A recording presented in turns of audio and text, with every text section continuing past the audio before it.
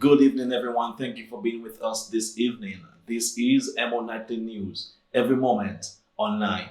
In tonight's headlines, National Bank of Dominica named the 2025 ECCU Distinguished Bank of the Year.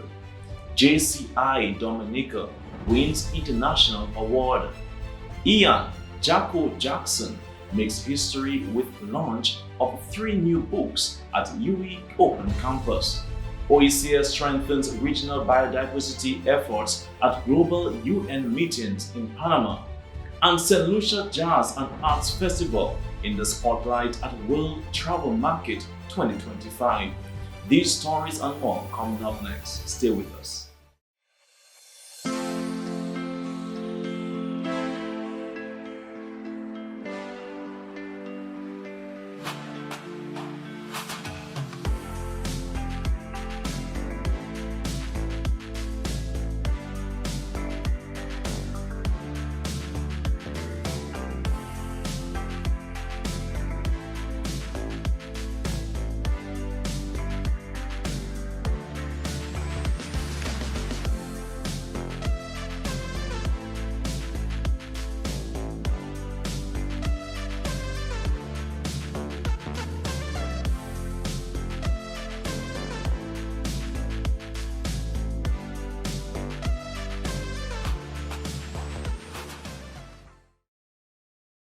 And welcome back, everyone. I'm your presenter, Rick Francis, and this is a news broadcast for the 10th of November, 2025. Let's take a look at local news this evening. In a first ever feat, noted writer, Calypsonian and retired teacher Ian Jacko Jackson launched 3 books on Friday at the UE Open Campus. Among the books are a tribute to the late great Dominican musician Fitzroy Williams, titled Fitzroy Williams, a Biography. Also the second book, In the Still of Night, and Spotlighting the Arts too, are the 3 books launched. Jackson, who is already a published author, spoke about the inspiration behind the books. Tonight is one of the standout moments in my over 5 decades in the arts, which began with my participation in Peter's Corner show at the Parish Hall at the tender age of 9. Same as my daughter. I have since participated and created a name for myself as a musician, writer, songwriter, actor, in other words, in the performing arts, in the Dominica Writers Guild, of which I served president and was a member in its formative years in 1981, or as a leader, as a songwriter for the RSV band. Just as I led the Dominica Calypso Association in 2000 to 2004. Nonetheless, it was my love for writing which superseded all, as I found out very early as deputy head of the GGS and the editor of the school's newspaper, the GGS magazine Clarion, or the Clarion, greatly enhanced my skills. Hence, it is not strange, guys, that we are here tonight to witness something never done before in Dominica. A triple lunch from the pen of one author. I put this forward in great humility as this book spans a decade of sleepless nights and passion. A passion derived from God that I serve, and in this recognition of this, I have extended the same given talents to my church unreservedly. In the Still of Night represents some 69 articles, some provocative, others complimentary, while others are critical of some aspects of our arts and culture. After all, I'm an art critic. Honorable Rosalind Paul, who represented the Minister of Culture, spoke of the importance of having locally written stories to use in our education system. These 3 publications, and just a little bit that we heard already tonight, has put our interest, and I think everyone needs to get a copy. This needs to find itself at our schools. The story that we just heard is a perfect example of how we can integrate reading, our culture into reading and comprehension, and so much more. And as our government is trying to push the arts, we recognize the work of Ian as being so critical, as being so relevant. The literary arts really is very significant to providing new outlooks of the world, to sharing on our heritage, as was so ably done tonight. It provides new perspectives from the individuals, such lens and intellect, such as Ian. And books really open our eyes to the world. It offers us information, it allows us to document our heritage, it allows us to find new knowledge and information. Assistant Chief Education Officer Nadia Ferrall also delivered remarks. Books such as this serve an important role in our education system. They provide relevant, homegrown materials that speaks directly to our realities and experiences. They also encourage critical thinking, cultural awareness, and a sense of national pride. As we continue to pursue excellence in education and literacy, these kinds of publications remind us that reading and research are cornerstones of personal and national development. This triple book launch is a testament to the enduring value of education and the written word. It highlights the importance of collaboration among educators, researchers, and cultural practitioners in shaping a society that values learning, innovation, and expression. On behalf of the Honorable Minister of Education and the entire ministry, I wish to commend Mr. Ian Jackson for opening doors for local talents, persons who are willing to step forward into the literary world. I also encourage everyone to get a copy of these books and to continue to promote literacy. EmoNews congratulates Ian Jackson for all his contributions to the arts in Dominica. The books may be purchased at Jay's bookstore and also Amazon. Another successful Alwyn Bully play was staged. Strick, written by the late cultural icon Alwyn Bully, was staged on November 1 and 2 and was received by the Dominican audience. Let's hear from one of the directors, Gloria Augustus. So the Alwyn Bully Foundation and La Cudeza de Dominique Inc. would like to thank the public who came out in large support for the premiere of Streak at St. Gerard's Hall on the 1st and 2nd of November. We had some technical glitches, particularly on the first night when we had some problems with our lights.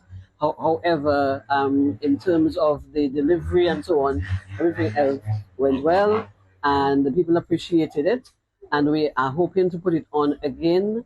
In fact, we are planning to put it on again on the weekend of the 21st of November, 21st, 22nd, 23rd, for those who did not see it, for those who were very busy during the independence season. So we look forward again to a large crowd of people and also to some schools that are doing theatre arts as the SBAs. They're also going to be part of that audience.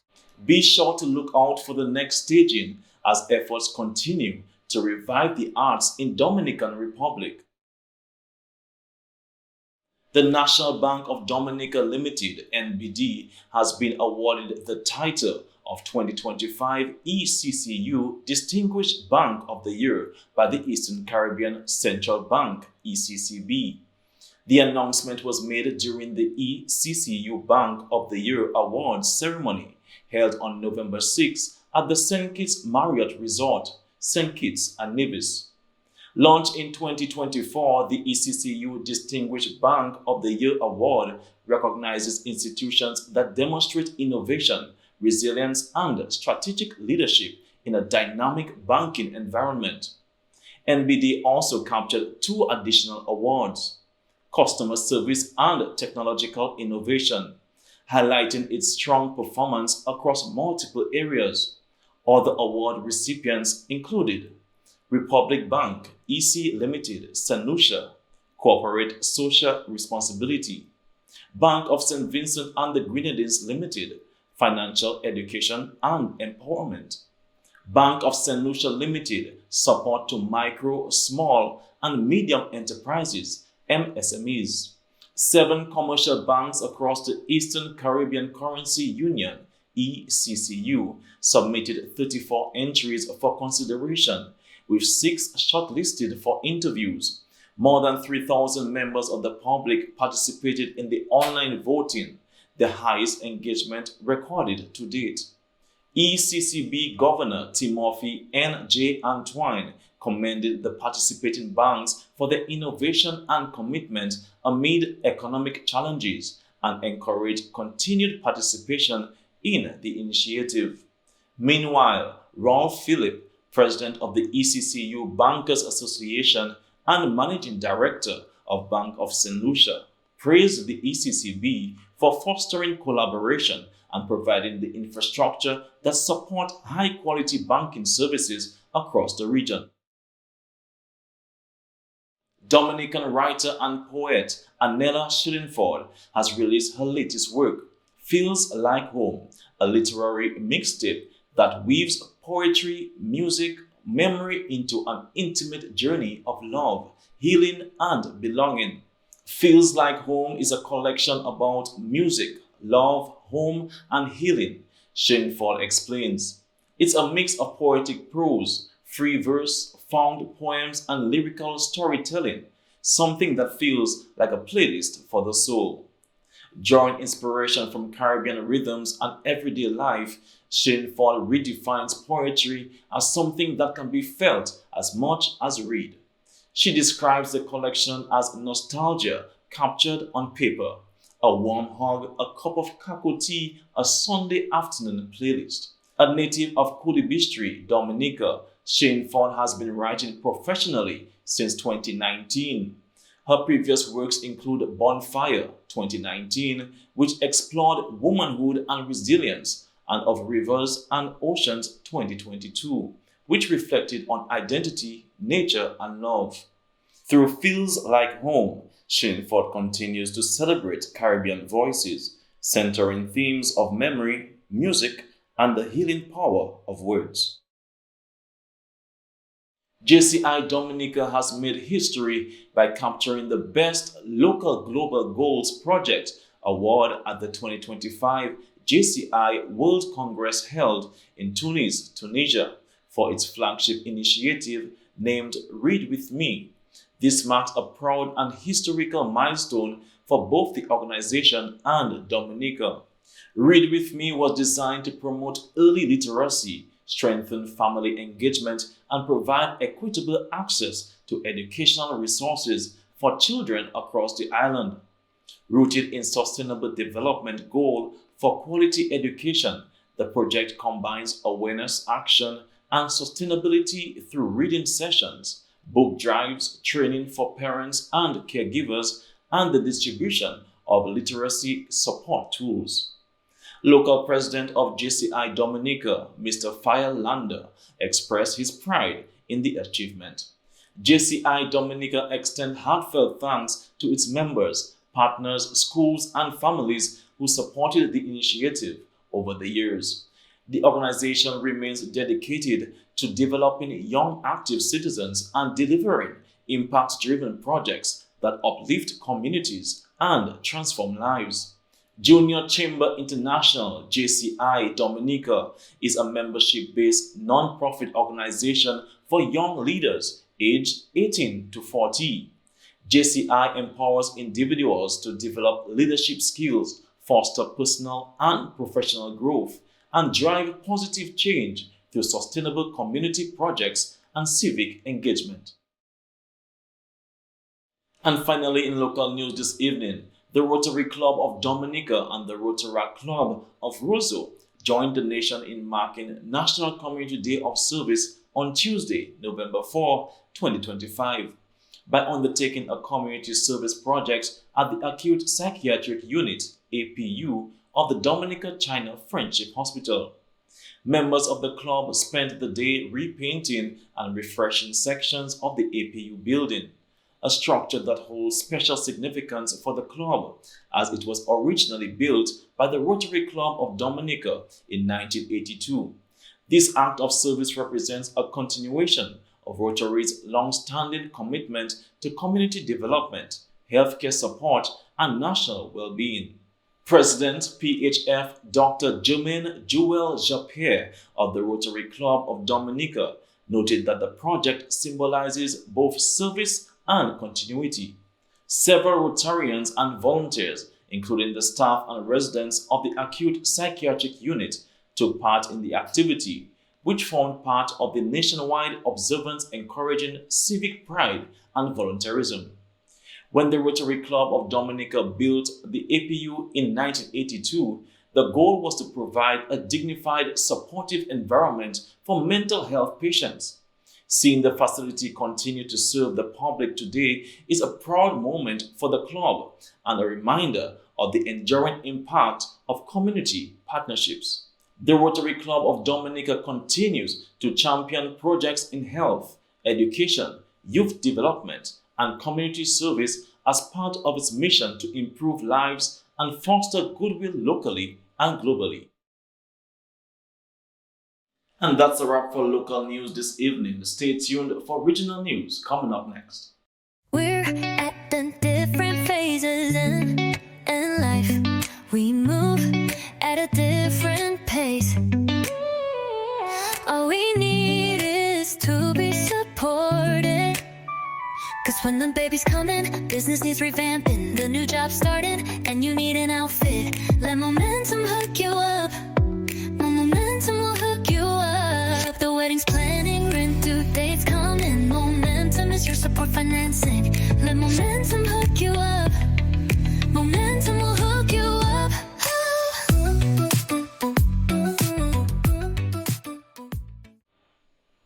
And now for regional news this evening. The OECS Commission recently supported member states at two major global biodiversity meetings in Panama under the United Nations Convention on Biological Diversity, led by Dr. Helena Jeffrey Brown and backed by the EU-funded Biospace Program.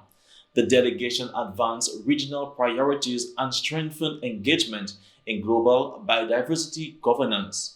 Discussions focus on implementing the Kunming-Montreal Global Biodiversity Framework, linking biodiversity to climate resilience and human well-being.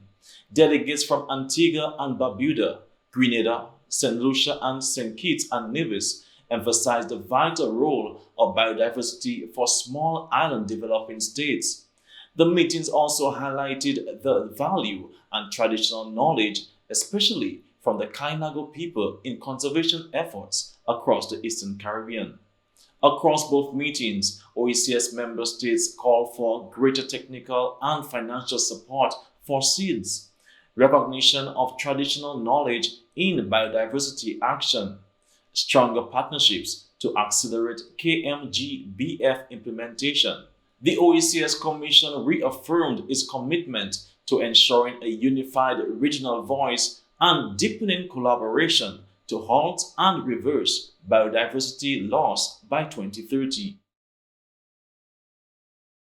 And now moving on to St. Lucia.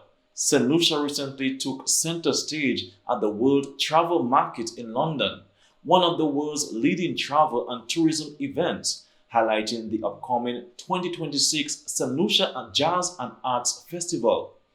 The St. Lucia Tourism Authority hosted an exclusive preview drawing media, influencers, trade partners, and members of the St. Lucian diaspora. The event offered a first look at next year's festival and announced headliners Beverly Knight, the UK's Queen of Soul, and Thames, the Grammy-winning Nigerian singer and producer. Scheduled for April 30 to May 10, 2026. The festival promises another world-class celebration of music, art, and St. Lucia's vibrant culture, continuing its legacy as a cornerstone of the island's tourism calendar. The London preview represents part of the SLTA's reimagined strategy to expand global reach, deepen industry partnerships, and inspire travel through culture, said Thaddeus M. Antoine, who also serves as the chairman of the St. Lucia Jazz and Arts Festival. Through this preview, we aim to build anticipation among our international audiences, deepen travel and trade partnerships across key markets, showcase the vibrancy of our people, music, and creative spirit. We invite the world to experience the rhythm, the warmth, and the magic that make our festival and our island truly unforgettable. And that's all for regional news this evening. Stay tuned for international news coming up next.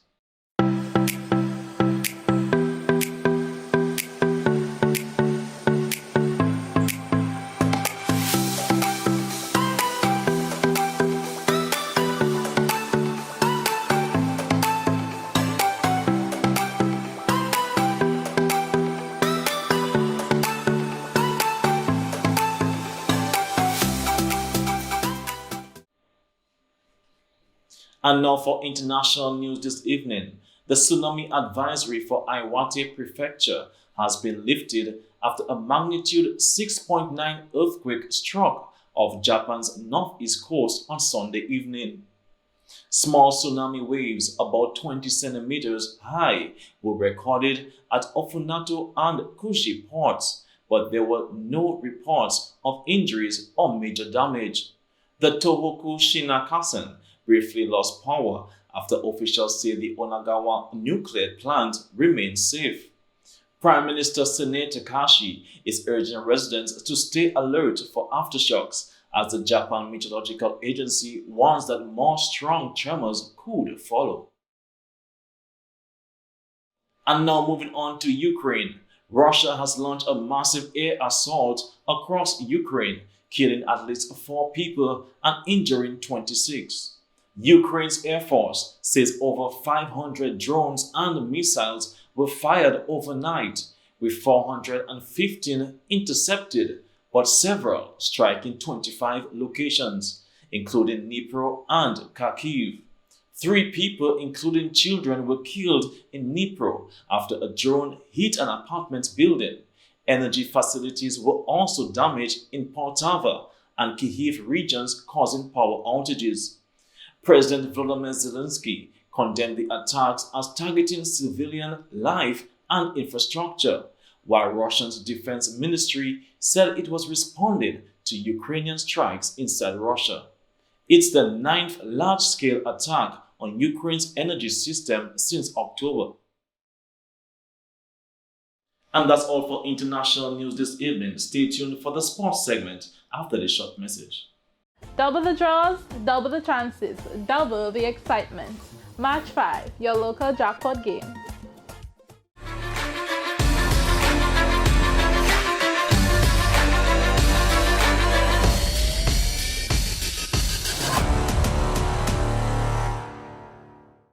And welcome to the sports segment this evening. OECS Swimming Championships final day highlights. Team Dominica wrapped up the final day of the OECS Swimming Championships in St. Vincent with determination, heart, and some outstanding performances in the pool.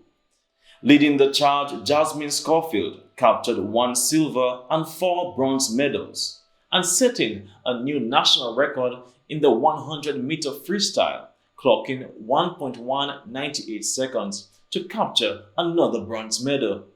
In the boys 13 to 14 category, Aiden Modesir had a remarkable day, shattering 4 personal bests across the 200-meter IM, 50-meter backstroke, 50-meter butterfly, and 100-meter freestyle, showing incredible improvement across the board. Michael Schofield also impressed with a new personal best in the 50-meter backstroke at 32.43 seconds, and a strong swim in the 100-meter freestyle, finishing under the minute mark. Meanwhile, Saif El Sak continued his fine form, posting new personal bests in both the 50-meter butterfly and the 100-meter freestyle. His brother, Mark El Sak, also delivered determined swims in a highly competitive age group. And when all was said and done, Team Dominica finished 7th overall with 72 points. A proud moment for the island and a promising sign for the future of Dominican swimming. Congratulations to all our swimmers. You made Dominica proud. And now for football news this evening. Celebration time is for the mighty Avengers FC. The team has been crowned champions of the DFA First Division 2025 after an impressive campaign that saw them rise to the top of the standings. The champions proudly lifted their trophy in a night filled with cheers, medals, and smiles, marking a major milestone for the club. With sponsors including Ultimate, Do It Best Quality Paints, and Do It Center, the Mighty Avengers victory is being hailed as a true team effort, built on discipline, determination, and unity. Congratulations once again to the Mighty Avengers FC 2025 DFA First Division champions. And that's all for the sports segment this evening. Stay tuned for the weather report from the Dominica Meteorological Service. Let me go now.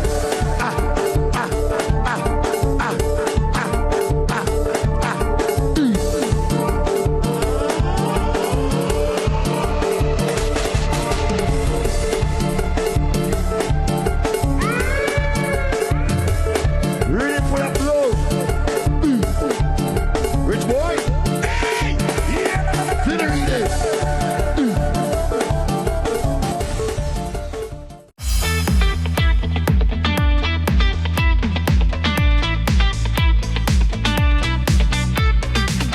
Welcome to the weather broadcast for today, Monday, the 10th of November 2025. From our studios in Jamaica, I'm your presenter, Marshall Alexander, as we take a look at our surface jet analysis here with Dominica in the green circle. No tropical waves are analyzed in the Atlantic at this time. However, we are being dominated by a high pressure system, and this is resulting in a relatively dry atmosphere across the area of Les Antilles. However, patches of low-level clouds moving from east to west could result in occasionally cloudy skies for few passing showers. And now taking a look at satellite imagery, as you can see here, tropical cyclone activity is not expected during the next 48 hours and as well during the next 7 days. Here we can see the movement of low-level clouds as they continue to move from east to west, and also we can see some siren dust in the region of Les Antilles. So we're advising people with respiratory sensitivities to be on alert and to exercise caution. Now taking a closer look, we did have some increasing cloudiness mainly during the morning period. However, a reduction in cloudiness was observed as the afternoon progressed. Now taking a look at earlier radar imagery, again we can see a gradual drying out of the atmosphere. A few scattered showers that moved across the southern and western section of the island during this morning. Now tonight's weather is expected to be fair to partly cloudy, slightly hazy, and occasionally breezy with a few passing showers, with temperatures down to 24 degrees Celsius on the coast and 23 degrees Celsius in the interior. And for the next coming days, beginning tomorrow Tuesday, we expect to see fair to partly cloudy skies with a few scattered showers, becoming increasingly cloudy with scattered showers by Tuesday afternoon into the night. And on Wednesday and Thursday, we expect to see partly cloudy to occasionally cloudy skies with a few scattered showers as well. Some slight haze expected to linger throughout the 3-day period, and also occasionally breezy conditions can be expected. Sea conditions expected to be on the decrease, with waves picking up to 2 meters tomorrow and down to 1.5 meters on Wednesday as well as Thursday. Small craft operators and sea beavers, you're advised to be on alert on Wednesday, as seas are expected to pick up to 7 feet. High tide tomorrow will be at 9:05 a.m. and 8:21 p.m. and low tide will be at 2:48 a.m. and 1:49 p.m. Sunrise tomorrow will be at 6:06 a.m. and sunset will be at 5:33 p.m. Again, stay informed, stay safe. Scan our QR code here to follow us on our WhatsApp channel, and also search Dominica Met to follow us on Facebook and Instagram, and also visit our website at www.weather.gov.dm for up-to-date weather information. Thank you for joining me. Stay informed, stay safe. We are still in hurricane season. See you next time. And this brings us to the end of tonight's news broadcast for the 10th of November 2025. I'm your presenter, Rick Francis, and on behalf of the entire newscast, we say thank you for viewing. This is EmoNightly News, every moment online. Good night.